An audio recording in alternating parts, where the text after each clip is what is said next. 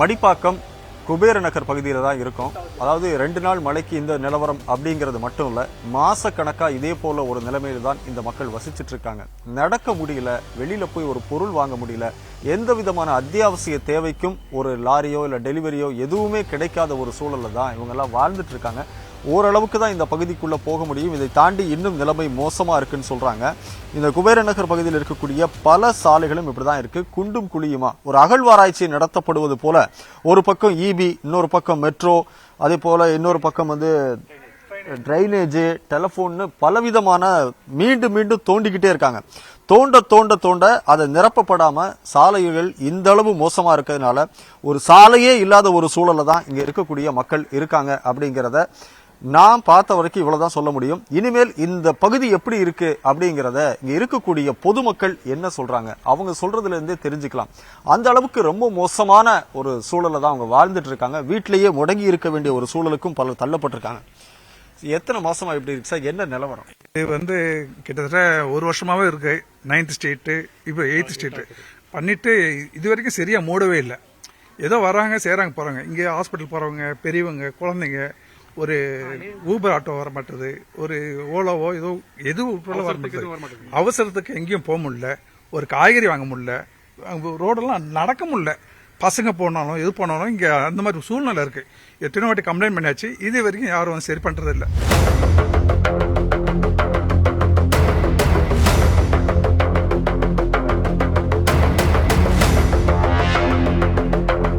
வண்டி ஓட்டுறது எவ்வளவு சிரமம்? ரொம்ப சிரமமா இருக்கு சார். வண்டி குறிப்பாக ஒரு அவசரத்துக்கு வரமாட்டேங்குது, எந்த ஒரு ஆட்டோ வரமாட்டேங்குது. வந்தாலும் வந்து எக்ஸ்ட்ரா காசு கேட்குறாங்க. கொடுக்க முடியும், பட் அவங்க வரமாட்டேன்றாங்க. வண்டி ஜென்ஸ் ஓட்டுறதே வந்து ரொம்ப கஷ்டமா இருக்கு. இப்போ லேடிஸ்லாம் வந்து குழந்தைங்களை கூட்டிட்டு போறது வர்றது அவங்களால முடியவே இல்லை. அது போக நடந்து போறப்பே நீங்க பார்க்கலாம் ஸ்கிட் ஆகுது. ஸோ சில பேர்லாம் நேற்று விழுந்துட்டாங்க. ஸோ 1 வருஷமாவே இந்த ஏரியாவோட நிலைமை வந்து இப்படிதான் இருக்கு. எதையுமே வந்து எல்லார்கிட்டையும் சொல்லியாச்சு, எந்த ஸ்டெப்ஸ், எந்த நடவடிக்கை எதுவுமே இல்லை. அது போக இந்த ஏரியா வந்து ஃபுல்லாவே கிரவுண்ட் வாட்டர் வந்து உப்பு தண்ணி. நாங்கள் வந்து டேங்கர் வாட்டர் வாங்கி தான் வந்து யூஸ் பண்ணோம். இந்த சிச்சுவேஷன்ல வந்து டேங்கர் லாரி உள்ள வரவே மாட்டேங்குது. ஸோ அத்தியாவசிய தேவைகளுக்கு கூட தண்ணியை கூட நாங்கள் வந்து பெற முடியல, தண்ணி வாங்க முடியல. பால்காரர் வந்து வர மாட்டேங்கிறாரு, பால் போட மாட்டேங்கிறாங்க. நியூஸ் பேப்பர் வர மாட்டேங்கிறாங்க.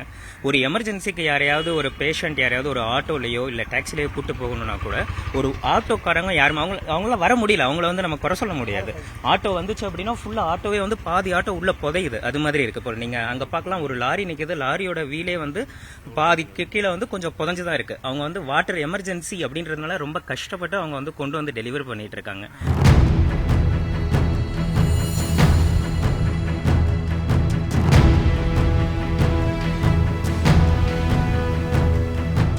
ஏன்டா இங்க வீடு வாங்கணுங்கிற நிலைமையில தான் இருக்கீங்களா? இல்ல, அப்படி சொல்றது இல்ல. இது இப்ப எல்லாமே இந்த ஏரியா களிமண்ன்றது அவங்களுக்கும் தெரியும், தோண்டும் எல்லாம் தெரியும். அவங்க தோன்றது ஒரு 3 அடி 2 அடி தான். அந்த இடம் முடிச்சுட்டு கிளியரா பண்ணினாலும் பிரச்சனை இல்லை. அதே மாதிரி இன்னொன்று, இப்ப நம்ம இந்த ஏரியால இருந்து வெளியே போறதுக்கே ஒரு 3-4 அவுட்டர் தான் இருக்கு மெயின் ஸ்ட்ரீட்டை ரீச் பண்றது.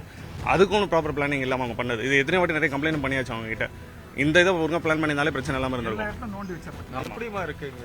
கடைக்கெல்லாம் போவது கஷ்டமா இருக்கு, போக முடியல கடைக்கு. பிள்ளைங்களை வச்சுட்டு ரொம்ப சிரமமா இருக்கு. பிள்ளைகளை வச்சுக்கிட்டு போறது, இங்கிட்ட நடந்தே போக முடியல. எனக்கெல்லாம் ரொம்ப தடுமாடுது, இதுல இறங்கி போக முடியல. இப்ப பிள்ளைய வேலைக்கு போறதும் பயமா இருக்கு, பைக் ஓட்டிட்டு போக முடியல. கோயிலுக்கு போறதும் வாக்கிங் வச்சிருந்தேன், அதுவும் போக முடியல. இப்ப என்னால ஹாஸ்பிட்டல் போறதுக்கு ஆட்டோ இங்க வரைக்கும் வர மாட்டேங்குது கூட்டு போறது. இப்போ நான் கன்சீவாக இருக்கேன். இப்போ நெக்ஸ்ட் வீக் நான் ஹாஸ்பிட்டல் போகணும். அதுக்கு கூட எனக்கு வந்து ரொம்ப பயமாக இருக்குது சார். அந்த மாதிரி ஒரு சுச்சுவேஷனாக இருக்குது. இதுக்கு டக்குன்னு ஒரு ரெமெடி கிடைச்சா எங்களுக்கு ரொம்ப ஈஸியாக இருக்கும் சார். கார் இறங்கி போச்சு. அதுக்கப்புறம் இவங்கெல்லாம் கொஞ்சம் நகரில் இருக்கிறவங்க ஹெல்ப் பண்ணதால நாங்கள் அவங்கள இது பண்ண முடியும். எங்களுக்கு ஒரு 2 வீலர் போற அளவுக்கு வசதி பண்ணி கொடுத்தா கூட போதும். போக முடியல. ஏன்னா 2 வீலர் போனா சேரும் ஜகதியும் மாட்டி எல்லாம் அங்கங்க வழியில கிட்டத்தட்ட இந்த லாரிக்கு அப்புறம் ஒரு 10 வண்டிக்கு மேல நிக்குது, ரோட்லயே நிக்குது. எல்லாமே இந்த சாக்கடை மேல போயிட்டு வராங்க. ஒரு ஆளு எட்டி பாக்குறது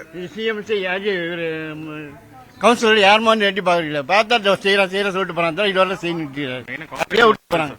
கார்ப்பரேஷன் ஆபீசர்ஸ் கம்ப்ளைண்ட் எது பண்ணாலும் வந்து பாக்கிறதுல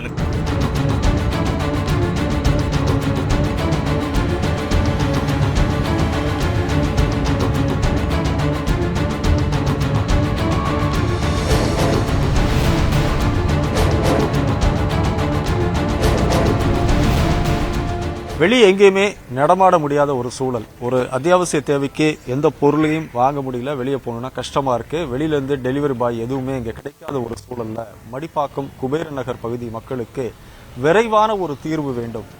எத்தனை முறை தோண்டினாலும் சரி, உடனடியாக அதை நிரப்புவதற்கு, சரி செய்து கொடுப்பதற்கு மாநகராட்சி ஒரு அவசர கதியில் ஒரு நடவடிக்கை எடுக்க வேண்டும் என்பது இவர்களுடைய மிகப்பெரிய எதிர்பார்ப்பாக இருக்கிறது. இது மிக மிக அவசியமானதுதான்.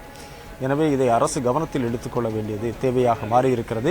நியூஸ் 18 தமிழ்நாடு செய்திகளுக்காக ஒளிப்பதிவாளர் மணிகண்டனுடன் செல்வகுமார்.